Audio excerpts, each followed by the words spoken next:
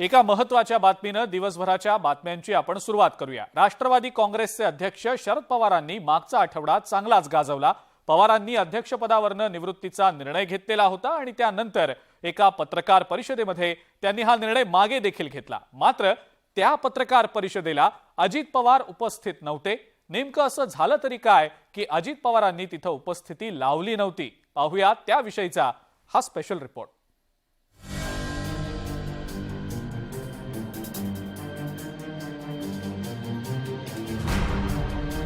राष्ट्रवादी काँग्रेसचे अध्यक्ष शरद पवारांच्या पत्रकार परिषदेला अजित पवारांनी दांडी मारल्यानं पुन्हा एकदा चर्चेला सुरुवात झाली आहे। 2 मे रोजी शरद पवारांनी पक्षाच्या अध्यक्षपदावरून निवृत्त होण्याचा निर्णय जाहीर केला होता।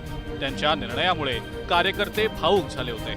देशभरातले कार्यकर्ते आणि विरोधी पक्षातल्या नेत्यांनी शरद पवारांना त्यांच्या निर्णयावर पुनर्विचार करण्याची विनंती केली होती। अखेर शरद पवारांनी 5 मे रोजी त्यांचा निर्णय मागे घेतला। मात्र या महत्त्वाच्या प्रसंगी अजित पवार तिथं उपस्थित नव्हते।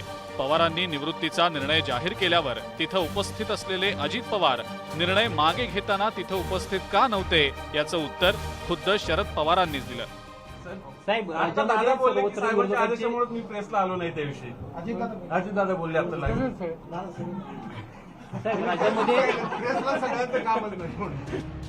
अजित पवारांच्या अनुपस्थितीमुळे नाराजीच्या चर्चांना जोर आलेला होता। अजित पवार दिल्लीला गेल्याच्याही बातम्या येत होत्या। अध्यक्षपदावरून निवृत्तीचा निर्णय मागे घेतल्यानंतर सुद्धा सुरू झालेला गदारोळ अखेर पवारांनीच थांबवला आणि अजित पवारांनी सुद्धा या सगळ्या प्रकरणावर अधिक माहिती दिली। 25 जण आम्ही त्या कमिटीमध्ये होतो। पवार साहेबांना भेटायला गेल्यानंतर पवार साहेब आम्हाला असं म्हणले की आता त्यांचे कलिग म्हणून प्रफुल्लभाईंनी हजर राहावा, नंतर जयंतराव प्रांताध्यक्ष म्हणून त्यांनी त्या ठिकाणी हजर राहावा, नंतर आमचे एक आमदार केरळचे आलेले होते त्यांनी केरळचे प्रतिनिधी म्हणून हजर राहावं। प्रेस कॉन्फरन्स घेताना 4-5 खुर्च्या असतात, त्याकरता साहेब म्हणले बाकीचे तुम्ही येऊ नका। साहेबांचा आदेश शिरसावंत त्याच्यामुळे बाकीचं आलं नाही। अजित पवारांच्या अनुपस्थितीवरनं सुरू झालेला गदारोळ अखेर संपुष्टात आला। मात्र दोन्ही नेत्यांनी त्यांची भूमिका मांडेपर्यंत सुरू झालेल्या चर्चांनी राष्ट्रवादी काँग्रेस पक्षाचं टेन्शन मात्र चांगलंच वाढवलेलं होतं। Bureau report, news 18 Lokmat. रत्नागिरीमधल्या सभेत राज ठाकरेंनी अजित पवारांवर जोरदार टीका केली होती। अजित पवारांचं वागणं पाहून शरद पवारांनी राजीनामा मागे घेतल्याची टीका राज ठाकरेंनी केली होती। राज ठाकरेंच्या याच टीकेला आता अजित पवारांनी सुद्धा त्यांच्या खास शैलीत प्रत्युत्तर दिलेलं आहे आणि त्यामुळे पुन्हा एकदा राज ठाकरे आणि अजित पवारांमध्ये जुंपल्याचं पाहायला मिळतंय। मिमिक्रीचं राजकारण, तापलं वातावरण। राज ठाकरेंची टीका, अजितदादांना मौका। राज यांना मिमिक्रीशिवाय काही जमत नाही। राज ठाकरेंच्या टीकेला अजितदादांचं उत्तर। रत्नागिरीमधल्या सभेत मनसे प्रमुख राज ठाकरे यांच्या निशाण्यावर पवार काका पुतणे असल्याचं दिसून आलं। शरद पवारांच्या राजीनाम्यापासून ते अजित पवारांच्या हालचालींचा राज ठाकरेंनी त्यांच्या शैलीमध्ये खरपूस समाचार घेतला। अजित पवार ज्या प्रकारे वागलेत, तो गप्पा बस, तो शांत बस, तो माईक हातात घे,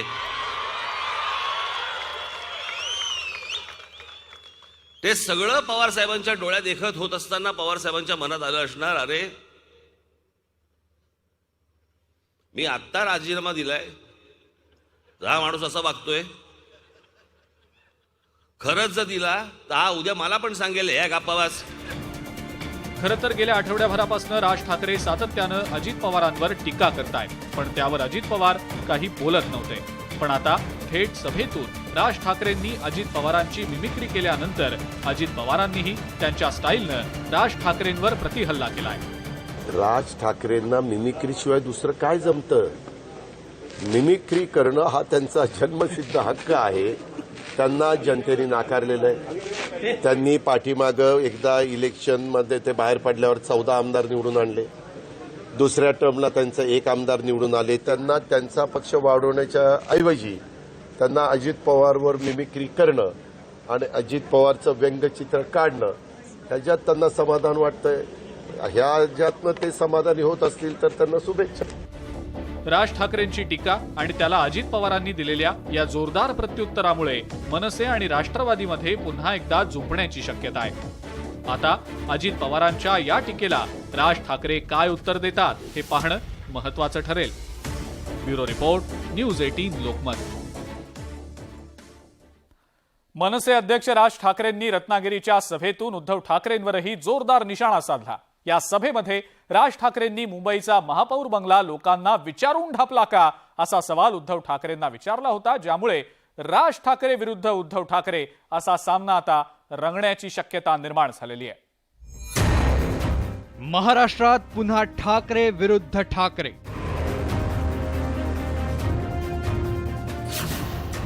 महापौर बंगला लोकांना विचारून ढापला का? महापौर बंगल्यावरून राज ठाकरेंचा निशाणा। हाथी चलता है असं म्हणत गीतेंचा पलटवार। रत्नागिरीतल्या सभेतून राज ठाकरेंनी बारसू रिफायनरी विरोधात सूर आळवला। त्यांची ही भूमिका एक प्रकारे उद्धव ठाकरेंच्या भूमिकेशी मिळती जुळती असल्याचीही चर्चा झाली। पण बारसूवरून जरी सूर जुळत असले तरी प्रत्यक्षात मात्र ठाकरे बंधूंमध्ये राजकीय वैर कायम असल्याचं राज ठाकरेंनी दाखवून दिलं। कारण बारसूवर बोलतानाच राज ठाकरेंनी मुंबईतील महापौर बंगल्याचा मुद्दा काढत उद्धव ठाकरेंवर निशाणा साधला। पक्ष नसलेल्या पक्षाचे अध्यक्ष आज येऊन गेले।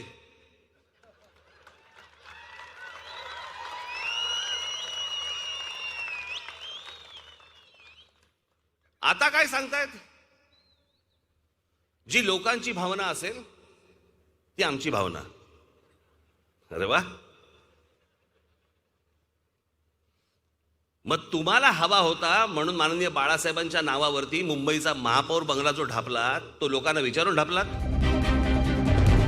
राज ठाकरेंची ही टीका ठाकरे गटाच्या जिव्हारी लागणारी होती, त्यामुळे त्याचे पडसादही लगेच उमटले। ठाकरे गटानं राज ठाकरेंच्या विधानावर जोरदार पलटवार केला। अनंत गीते तर राज ठाकरेंच्या बोलण्याला जास्त महत्त्व देत नाही म्हणत परत बोलून गेले। कोणी काय टीका केली त्याची दखल प्रत्येकानं घेतलीच पाहिजे असं नाही आहे, आणि जे दखल घेण्यायोग्य नाहीत त्याच्यावर मला भाष्य करायची इच्छा नाही। कोणी काही बोलत ना, ज्यावेळेला हत्ती रस्त्यानं चालतो अनेक भुंकत असतात, म्हणून त्या भुंकण्याकडे कोण लक्ष देत नाही। एकंदरीतच राज ठाकरेंनी रत्नागिरीत मुंबईतल्या महापौर बंगल्याचा मुद्दा काढून उद्धव ठाकरेंना डिवचण्याचा प्रयत्न केलाय। त्यामुळे आता राज ठाकरेंच्या या आरोपांचे भविष्यात काय पडसाद उमटतात हे पाहणं महत्त्वाचं ठरेल। Bureau report, news 18 Lokmat. Thackeray गटातले खासदार संजय राऊतांच्या विषयी भाजपचे आमदार नितेश राणेंनी एक धक्कादायक दावा केलाय। राऊत हे लवकरच राष्ट्रवादी काँग्रेसमध्ये प्रवेश करणार असल्याचं वक्तव्य राणेंनी केलं, तर शरद पवारांनी नितेश राणेंची त्यांच्या खास शैलीत खिल्ली उडवलेली आहे। राऊतांच्या हातात लवकरच घड्याळ।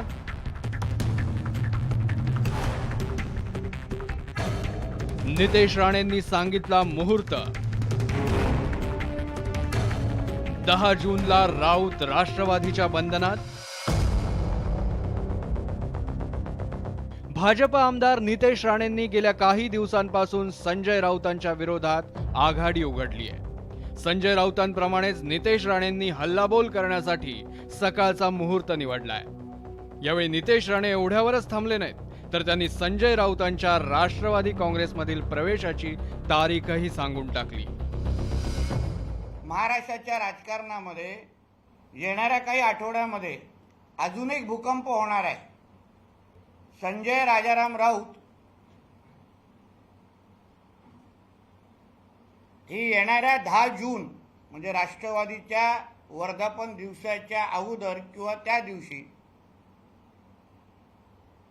राष्ट्रवादी काँग्रेसमध्ये प्रवेश करणार आहेत। राष्ट्रवादी काँग्रेसचे अध्यक्ष शरद पवार आणि ठाकरे गटाचे खासदार संजय राऊत यांच्यातलं सख्य सर्वांच्याच परिचयाचं आहे। आणि आता संजय राऊतच जर पवारांच्या पक्षात जाणार असतील तर त्यावर पवारांचं काय म्हणणं आहे हेही जाणून घेणं तितकंच गरजेचं होतं। राणे म्हणतात संजय राऊत राष्ट्रवादीमध्ये येणार आहे. मोठा राजकीय भूकंप येत्या काळात होईल असं त्यांचं म्हणणं. नितेश राणे कुणीतरी सिरियल बोलण्याच्या सवयीचा ज्यांचा लौकिक आहे त्याचं उत्तर मी द्यावं. त्या राणे गेले या फळासोरा शरद पवारांनी तर पोरासोरांच्या विधानावर काय बोलावं असं म्हणून नितेश राणेंचा जागच्या जागीच कार्यक्रम करून टाकला. तर ठाकरे गटानं नितेश राणेंच्या मुहूर्तावर काय प्रतिक्रिया दिली आहे तेही पाहूयात. काय की ज्या लोकांचा पगार आमच्यावर टीका करून मिळतो त्यांना त्यांचा पगार मिळू दे ना, बोलत राहू दे रोज. 10 जूनला आता अवघा महिनाच शिल्लक आहे. त्यामुळे एका महिन्यात नितेश राणेंचा दावा खरा की खोटा याची पोलखोल होणार आहे. आणि जर नितेश राणेंचा दावा खोटा ठरला तर सनसनाटीसाठीच त्यांनी राऊतांच्या पक्षांतरावर भाष्य केल्याचं स्पष्ट होईल. Bureau report, news 18 Lokmat. दिवसभराच्या बातम्यांमध्ये आता वेळ झाली एका ब्रेकची. बघत रहा न्यूज 18 लोक. ब्रेकनंतर आपल्या सगळ्यांचं पुन्हा एकदा स्वागत. अवकाळी पावसामुळे सध्या पिकांचं प्रचंड नुकसान झालेलं आहे आणि आधी झालेल्या नुकसानाचे पंचनामेच झालेले नसताना अवकाळी पावसामुळे आता वारंवार नुकसान होत आहे आणि त्यामुळे आधीचे पंचनामे केव्हा होणार, मदत नेमकी केव्हा मिळणार आणि आता जे नुकसान झालंय त्याचे पंचनामे नेमके केव्हा होणार असा प्रश्न नाशिक जिल्ह्यातल्या शेतकऱ्यांनी आता उपस्थित केलाय.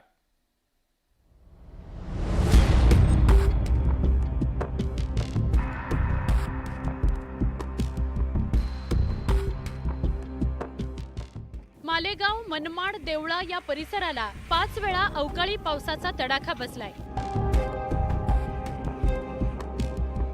त्यामुळे मका आणि कांदा खराब झालाय. टोमॅटो आणि मिरचीचं मोठं नुकसान झाल्यानं शेतकरी हतबल झालाय. हे आहेत नामदेव कातकडे. त्यांनी त्यांच्या 7 एकर शेतात कांदा, मका, गहू आणि बाजरी पेरली होती. मात्र अवकाळी पावसानं होत्याचं नव्हतं केलं. परिणामी कर्ज कसं फेडायचं हा प्रश्न त्यांना पडलाय. 2 एकर मका लावली होती, 2 एकर कांदे लावले होते. त्यात काही बाजरी होती, काही गहू होता. या अवकाळी पावसामुळं बाजरी पण मका पण भिजली, कांद्याचं पण नुकसान झालं. कांदा पण गारपीट झाल्यामुळं कांद्याचं पण नुकसान झालेलं आहे. नैसर्गिक संकटामुळे नामदेव कातकडे यांची मुलगी खचून गेली आहे. पुढचं शिक्षण कसं घ्यायचं ही चिंता तिला सतावतीये. कांदे भरपूर प्रमाणात खराब झालेले. मला शिक्षणासाठी भरपूर पैसा खर्च करावा लागतो, पण मग घरचे चिंतित असल्यामुळे मग आमची पण इच्छा होत नाही ना शिकण्याचा पैसा खर्च करण्यासाठी. शासनाकडून थोडीफार मदत करण्याची अपेक्षा आहे. नामदेव कातकडेंसारखीच परिस्थिती पुंडलिक कातकडेंवर ओढावली आहे. हातातोंडाशी आलेला घास हिरावला गेल्यानं मुलीचं लग्न पुढे ढकलण्याची वेळ त्यांच्यावर आली आहे. शेतकऱ्यांचे इतकं आर्थिक नुकसान झालेली की आज त्याला पुढचे खरीप हंगाम कसा उभा करायचा आणि लग्न कार्य कसे करायचे किंवा पोरांच्या शिक्षणाच्या आता ॲडमिशनची वेळ आलेली. आज ॲडमिशन कसे करायची ही त्याच्यावर आता शेतकऱ्यांवर पंचायत आलेली. अवकाळी पाऊस आणि गारपिटीचा मालेगाव तालुक्यातील 19 गावांना फटका बसलाय. पिकांचं तर नुकसान झालंच, 17 घरांचीही पडझड झाली आहे. आता प्रशासनानं लवकरात लवकर मदत करण्याची गरज निर्माण झाली आहे. बबू शेख, न्यूज 18 लोकमत, मनमाड. कर्नाटकच्या विधानसभा निवडणुकीतही महाराष्ट्र सुद्धा महत्वाचा ठरतोय.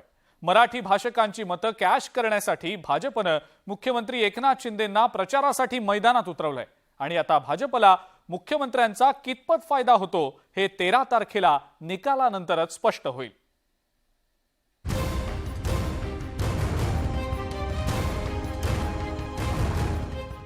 मुख्यमंत्री एकनाथ शिंदेंचं बंगळुरूमध्ये जोरदार स्वागत करण्यात आलं. कर्नाटकमध्ये मोठ्या प्रमाणावर मराठी भाषिक आहेत. बंगळुरूमध्ये असलेल्या मराठी भाषिक मतदारांना साथ घालण्यासाठी मुख्यमंत्री एकनाथ शिंदे प्रचार करतायत. मुख्यमंत्री एकनाथ शिंदे सीमा भागामध्ये देखील प्रचार करणार होते. मात्र संजय राऊतांनी एकीकरण समितीच्या विरोधात येणाऱ्यांना हिसका दाखवण्याचं आवाहन सीमा भागातल्या मतदारांना केलं होतं आणि त्यामुळे एकनाथ शिंदेंनी त्यांचा मोर्चा बंगळुरूकडे वळवला. महाराष्ट्रात आणि कर्नाटकमध्ये देखील त्याचा प्रत्यय या ठिकाणी पाहायला मिळतोय आणि युती धर्म जो आहे तो आम्ही पाळणारे लोक आहोत. कर्नाटकमध्ये काँग्रेसनं भाजपसमोर एक मोठं आव्हान निर्माण केलंय. त्यामुळे प्रत्येक मत भाजपसाठी महत्वाचं ठरणार आहे. परिणामी मराठी भाषिकांना साथ घालण्यासाठी मुख्यमंत्री एकनाथ शिंदेंना प्रचारात उतरवण्यात आलेला आहे. या ठिकाणी गोल्ड असोसिएशनचे देखील शेकडो कार्यकर्ते या ठिकाणी उपस्थित आहेत. त्यांचंही काम मोठं आहे. ते देखील आपली संस्कृती पुढे नेण्याचं काम करतात. आणि महाराष्ट्र मंडळ या ठिकाणी आज आपण पाहतोय की अनेक मान्यवर या ठिकाणी येऊन गेले. ही मोठी बाब आहे. आणि असंच हे महाराष्ट्र मंडळाची व्याप्ती आणखी वाढत जावो. एक वृक्षाचा वटवृक्ष आपला होतोय हे पाहून आनंद होतोय. सीमा भागातील मराठी भाषिक शहरं आणि गावं महाराष्ट्रात सामील करावीत ही राज्यातल्या प्रत्येक नागरिकाची मागणी आहे. या निवडणुकीच्या निमित्तानं निकालानंतर सीमा भाग महाराष्ट्रात येईल ही अपेक्षा केली तर चुकीचं ठरणार नाही. आणि तसं झालं तर मुख्यमंत्री एकनाथ शिंदेंचा प्रचार सार्थकी लागला असंच म्हणता येईल. Bureau report, news 18 Lokmat.